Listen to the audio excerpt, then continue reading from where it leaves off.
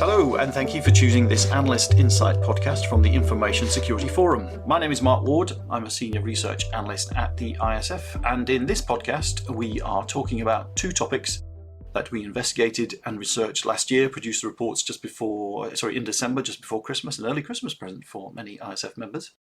Those two subjects were governance and measurement and metrics, which were kind of related, which drove a bit of some of our decision to look at those. I was lead author on the governance report, thoroughly enjoyed that experience, got to talk to some great members, uncovered some great practice. And Richard Absalom, one of the other researchers, handled the metrics and measurement report. Richard is here today. Hello, Richard. Hi, Mark. Thanks for having me along. So 2 or 3 of these I've done now. I'm going to become an expert soon. Yeah, we're all veterans here. Yeah, indeed. Perfect voice for it. Yeah. Also here to provide more commentary, very much expertise, thanks to their time in the front lines on information security practice. They've definitely done a lot of work on governance and measurement as well. Here are Paul Watts, who's a recovering CISO, who is now a distinguished analyst at the ISF. Hello, Paul. Hello, Mark. Lovely to be here again. Recovering CISO, I love that. Definitely, I think you've recovered a long way. Yeah, definitely, ISF is a more benevolent place to work, I think, than the average CISO gig. Also here is Iwona Muchin, who is the CISO and DPO for Belgian multinational insurance company Ageas. Hello, Iwona. Hi, Mark. Nice to be in this company. Yeah, I think we've got a lot of experience here that hopefully will produce some good commentary, good chat shortly. So just to dive in then, like I say, governance, metrics, measurement were the focus for myself and Richard last year. We ran quite a few workshops on those, got to talk to lots of members to investigate those subjects. And Richard, both of those emerged from the Future Research Hub, which I guess is a guide to how urgent they are. They're sort of top of mind for a lot of practitioners out there.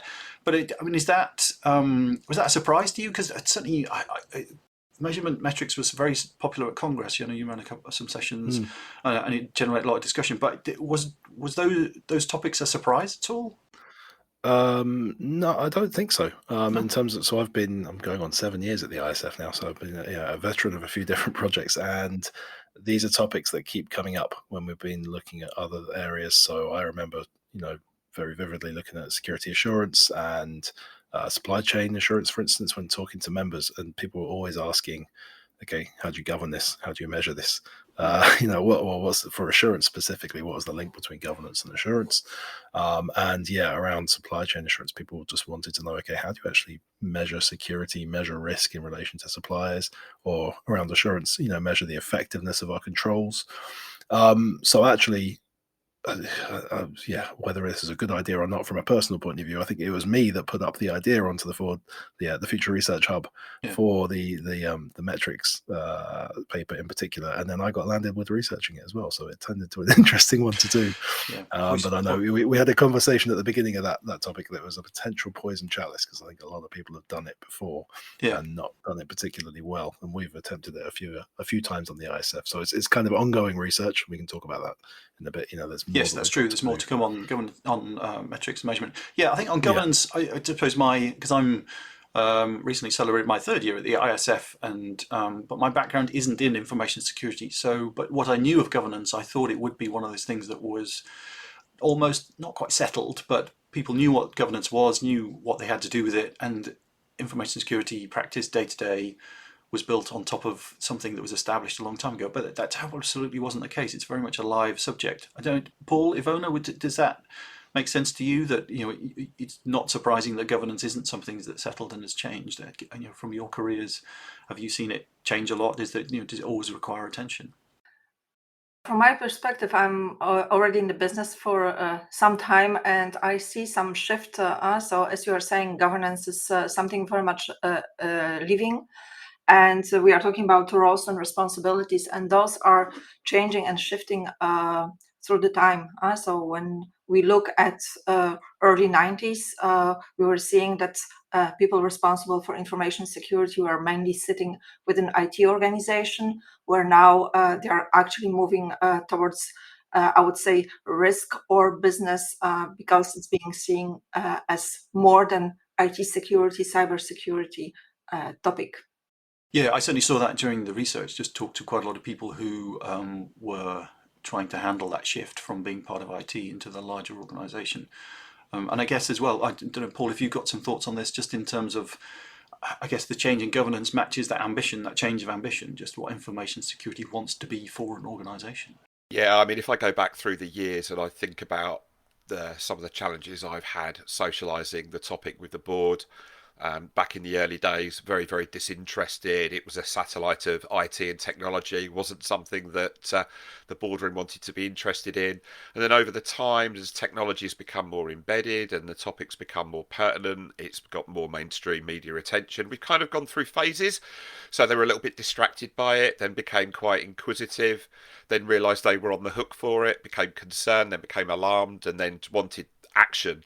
And as we've kind of gone through that journey, you know, the importance of governance, of security, and having those conversations at the boardroom has become more front and centre, I think it's fair to say. But in the early days, it was very much a challenge to get them engaged in the conversation, for sure. Yeah, because I think certainly the one of the initial ways I tried to conceive of that governance journey was very much replicating some of the evolution that information security has gone through. From that, initially it was information security was looking after itself, and only after it got its basics right would it start to reach out to the rest of the organisation and start to spread the word. But it brought some tensions with it, because obviously as you engage, you're perhaps trying to tell people what to do rather than work with them, and then once you get beyond that, you start to learn yourself and start to engage more with the organisation again, and start to realise that you have to work in line with what they're doing, and and that's how it built. And certainly the way we conceived it in the report is those 5 levels. The initial one very much just firefighting, day to day, living on the front line, just trying to get things done. And then the final one is it becomes business as usual, governance and the way you act. Those roles, responsibilities are understood, embedded, inculcated in people, and it becomes just the way the organisation operates. And that's quite a rare place to get to, and it takes a lot of work. But I think as well, we're going to explore more of this next year. Paul, I think in terms of leadership, CISOs, and what the figurehead of this governance InfoSec program has to do to make it work. We absolutely are, Mark, and I think the role of the CISO and the operating models of security in business are changing, and we need to have those conversations as a community. So I am very much looking forward to talking to members about that. Just going back to what you were saying earlier, if I think about my relationship with senior leaders in the context of security, I think we started in a place where security was done to the business. It's very transactional, very order taking. We were then kind of doing it for the business when there was this realization that it was important, and that relationship started to soften and develop. And I think we're now moving into a place where successful security leadership is done with the business as a collaboration. And I think the governance journey and the governance evolution has kind of followed that twofold with as well. As we've moved forward, I don't know whether you saw that in the research, Mark. Yeah, definitely. I think it was. We sampled broadly across the membership. I did a lot of interviews, and we had a lot of workshops. I'm very grateful for the insights I got. But yeah, I think there's a lot of people at different places, and the maturity and capability they develop. There are some tough lessons to learn on the way. Yeah, absolutely. And sometimes it doesn't work. And there were some very difficult conversations I had with some members who are really struggling, because sometimes it's really hard. And I said, Iwona, I don't know if that's your experience, just that it's one of those things that demands a lot of energy and a lot of action from you. I don't know if you ever get tired doing governance, because it's always there and always needs attention. Yeah, it asks a lot of effort, but I see also last 5-6 years some evolution. And actually, I would have to say that the accountability which is put on the board members by some regulations, by some requirements, it's helping, because it creates a lot of awareness. And then, with this awareness, they are asking for help, because I'm positioning myself as advisory. So it's actually their responsibility, their accountability, and I'm there to help, which changes dynamics, because at the end, I'm proposing solutions. I'm saying, look, I would advise you to do that based on the risks that we are identifying, but it's up to you to decide. Do you want to accept this risk? Do you want to treat this risk and then act accordingly? And that is helping, because it's putting you in the different position, and it helps to advance things. Yeah, I think that's a great point. Yeah, I think it does that regulation compliance side of things. Yeah, there's a big chunk of budget goes on that, so there's a lot of basic conversations to have. Well, why are we spending this money? What are we going to get? And I guess, Richard, on the metrics and measurement side, I don't know if you saw that, just in terms of is a lot of measurement metrics work done just on the compliance and regulatory side, and that's where the conversations start, or is it generally people have other reasons for doing that, for taking on that work?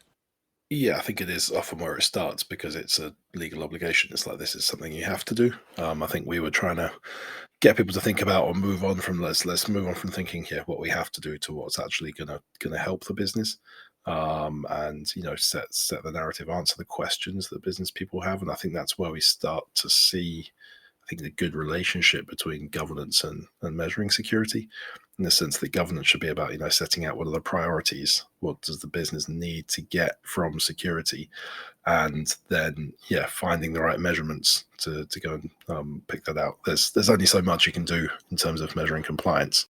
And yes, we're not saying don't do that. Absolutely, that's it's a very good thing to be on the right side of the regulator, but it's not necessarily going to help you kind of be agile, or really manage risk, or help the business kind of make the right investments.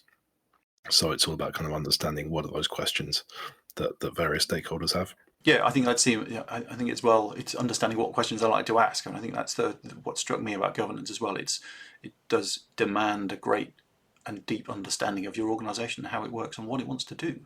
And I think InfoSec sometimes has stood back a bit and just said, well, we know what we're doing, and that hasn't always engaged particularly well.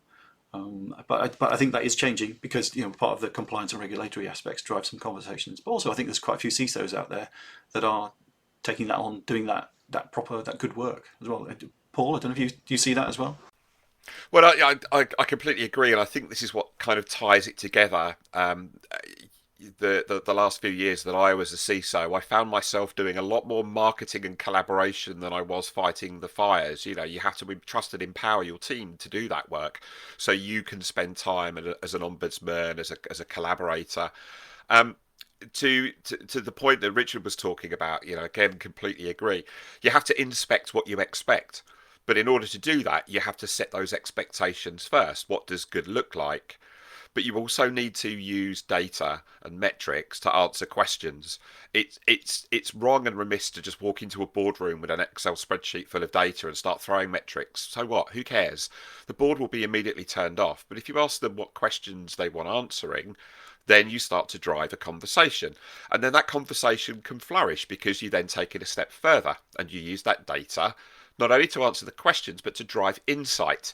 And that insight drives further questions and therefore engagement, and that continues the conversation. And that's the intersect between metrics and governance. And I think if you do them in isolation, you're absolutely missing a trick. And as security leaders, we need that data to drive insight, to answer questions, because we have boards and leadership teams that are now accountable. They recognize those accountabilities, and they're curious, and they need that curiosity satisfied, which is the nature of boards across the world. Yeah, no, I think that's a great point. That insight, isn't it? It's not just about serving where you are now as well. It's sort of where you want to go. What does it? Does this give you a direction? Does it tell you that you're doing things wrong? I mean, that's the point of it. Can I use the cliche? Security is a journey, not a destination. There you go. Like so many. I've said it.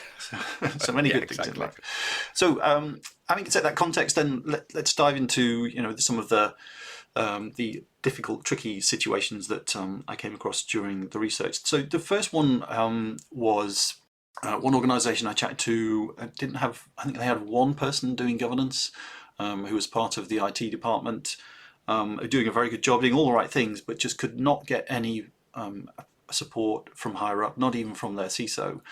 And even though they were doing the right things, visiting people, measuring getting the right information, knowing where they were, and have that strategy in place, and all those other good things that we recommend, they were just getting no support, and they were just felt like they were blocked. I don't know if there's any advice or how you would go about tackling that, or whether you just have to live with it and prepare your exit because you wonder if it's going to change. Well, look, let me step in first. If one person is doing governance, you are not doing governance. One person doing governance is somebody ticking boxes, moving paper around a desk, probably satisfying regulatory compliance requirements and nothing more. That is an immediate red flag. What I'm really disappointed about in that example is, I think you said, forgive me if I've got this slightly wrong, they couldn't even get the CISO engaged. What on earth was going wrong there? Yeah, well, I think it was very much tick box, and in this example, the CISO was just saying, yeah, you just get on with it. No one else needs to worry about that. So I think they were just trying to rubber stamp it, because I think they had that CISO felt that their role was very different and didn't need to engage with the practitioners, which was just strange. So, but yeah, just to bring Iwona in here, what would you not be tricky to put you in that spot, but yeah, is there a way around those kind of things? How do you get that higher up support to make sure that governance works and you can get some traction and get things moving? Paul was saying you can do this on your own, so you have to look for alliances to bring the message, and those can be different type of people. For instance, if this guy was at IT and not having possibility to push the message to the right direction, there is probably risk department or internal audit department within an organization where you could actually try to collaborate and pass the message and seek their support to do so. Also, we were talking just now about matrix. For me, constructing the matrix which are meaningful is very important. Because of course you have organization where reporting evergreen is the culture. I'm saying because I'm also having a role as a non-executive director, I don't want to see only green indicators because I don't have any message in that. I want to see some orange and even red, because then what triggers this discussion and decision making. Because if everything is green, if everything is fine, then as board member you don't have to worry about it, and that's not the point. As also Paul was saying, the security is a journey, it's not a destination. So there's always something to do, there is always a risk, and you just have to see, okay, which risk are you going to put forward and where you are going to put your focus on. So look for alliances and try to pass the message and try to make it transparent, so you would get attention of the people who need to get this message. Yep. I think Iwona makes a good point there, actually, because what you also see playing out is a bit of a political undercurrent. So I've been in situations before because of reporting lines, culture, yada yada yada, where I've been pulled to one side and said, you need to play with these thresholds, because I don't want you going into the boardroom and telling them that we've got yellows and reds. So I want to be displaying a sea of green. You're then in a potential conflict situation. So if we think as to how the role of the CISO has moved on to be trusted advisor, needing to act with a degree of independence, if you're sat behind a reporting line that's trying to manipulate the messages getting to board, you're undervaluing the power of the metrics and the story that they're trying to tell, and you don't have the right governance and the right operating model to support the transparent and open conversations the business needs in order to get better. So CISOs from time to time have to navigate that political environment, and that can really hold back how effective metrics and governance can be. And again, Mark, I'm sure you've probably come across numerous anecdotes of that during the research, and I'm sure, Richard, you probably saw it with metrics as well. Yeah, certainly on the research side, there was a lot of people who, CISOs or governance leads, who were very good negotiators, and you could read the room and knew where the alliances were, who had the power. And again, that was one of the recommendations we made in the report, just knowing how your organisation works from a operational point of view, but also a personnel point of view. Who has the ear of the CEO, CIO, etc. Get that work done and find out what levers you need to press or you can push to get things done, or just to get your information out there. Mark, maybe important thing also is to stay focused and not to try to do everything at the same time. So priorities and actually having this proportionality approach related to the risk your organization is running is very important. If you can put it forward, then you can actually find this buy-in from your organization. And as one of my bosses is saying, I love this expression, progress above perfection. I think it's very important. Yeah, I think that's a very good aspect of this, is that sometimes you're not, like as you said, Paul, as well. Sometimes you're not going to give them the good news all the time, but why would you expect that? I think organisations are vital, dynamic entities, and I think it's as long as you know you're progressing and doing work and it is having an effect, that's what you need to know, isn't it? Yeah, surely. I mean, if you find Yeah. yourself as a CISO being the nodding dog, telling everybody life is great when you know life is not great, that is a major red flag. How can you possibly be effective in role if you're not empowered to have transparent, open and honest conversations with your peers and your leaders? I mean, There's a lot around speaking truth to power that was coming Yeah. up with, with the measuring security research in particular, I think. And, Iwona made a really good point there about not trying to manage and measure everything. To me, just a sea of green reporting should, especially if it's the first time you're measuring something, that should be a massive red flag in itself, right? It's like, why is everything green? We can't possibly be this good. And, it's something that came up with our research was, the more you measure, the worse you look. Yeah. In that sense, but it doesn't mean your risk is getting worse. It just means you're getting better at measuring and uncovering issues, and that's actually a good thing in the long term. But you've got to kind of really manage that message to the people that you're reporting, kind of bring them along with you. And absolutely, in terms of selecting the right measurements, there are so many things. There are literally, we're looking at putting a tool together, and it's going to be hopefully built on a kind of comprehensive database of types of measurement you can take. There's no way, unless you're fully automated everything, and even then you're going to get too much information overload. You're going to be drowning in a sea of data. You really need to kind of select what are the questions, what are you trying to present, what questions are you trying to answer, what narrative are you trying to tell, and select the measurements that make sense for that. I think key to that as well is it has to be based on a foundational relationship. I see this a lot during risk transformation programs, especially if you're in organisations headed from a standing start.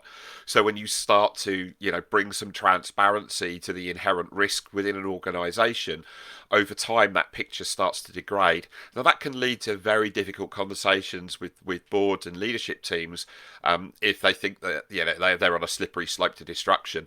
But the openness and transparency of those conversations can help settle them to say, actually, this is already the situation. What we're doing through effective governance and effective use of metrics and risk data is we're opening your eyes to what the inherent risk the organisation has. At some point that will plateau.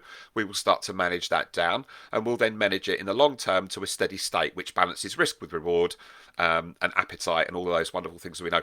But you can only have those conversations in a constructive way if you have a relationship in the first place. If you're just going into the board every 6 months and giving them a 30-minute update or a 15-minute update or a 5-minute update, as it usually is,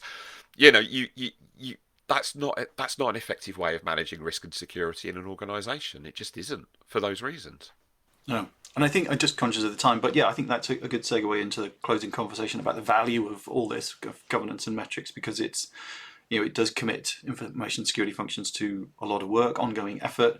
But why bother? But like you say, Paul, if that's the point, that you can report on those risks and say, well, I'm not just telling you about these risks, I'm going to tell you what we're going to do about them and what's happening and how we're tackling them and how that helps. And I guess that's where you need to be. Iwona, I don't know if you've got to that point in your organisation where people come to you and they know that you're going to give them good information, useful information about risks and how the organisation can manage those. Yeah, actually, we were able to embed information security and data privacy to our demand management process.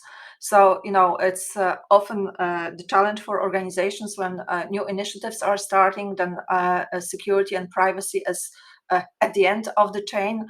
We are actually getting in front of it.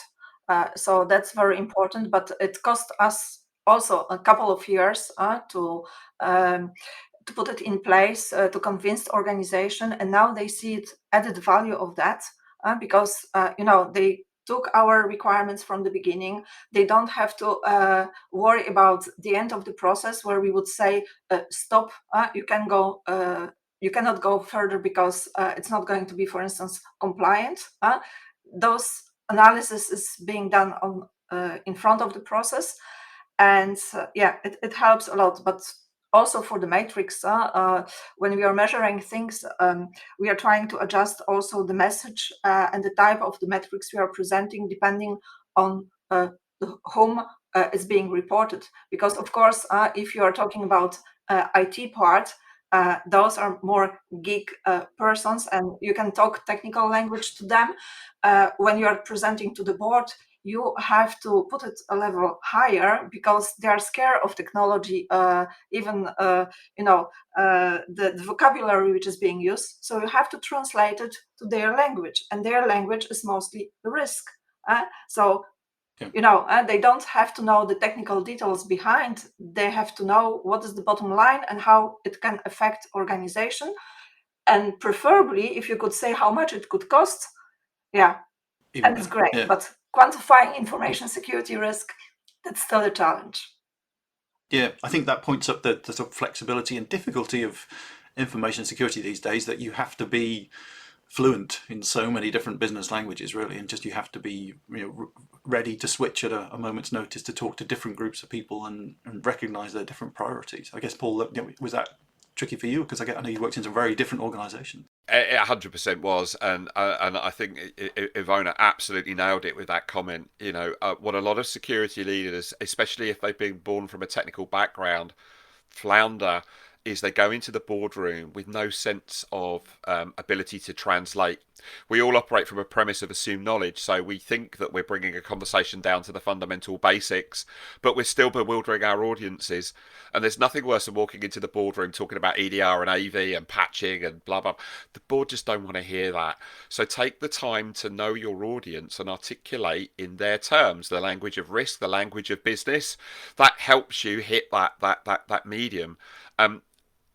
And that gives the added value, right? You've got to take the time to translate. It's a skill that is sadly lacking, and we need to get better at that.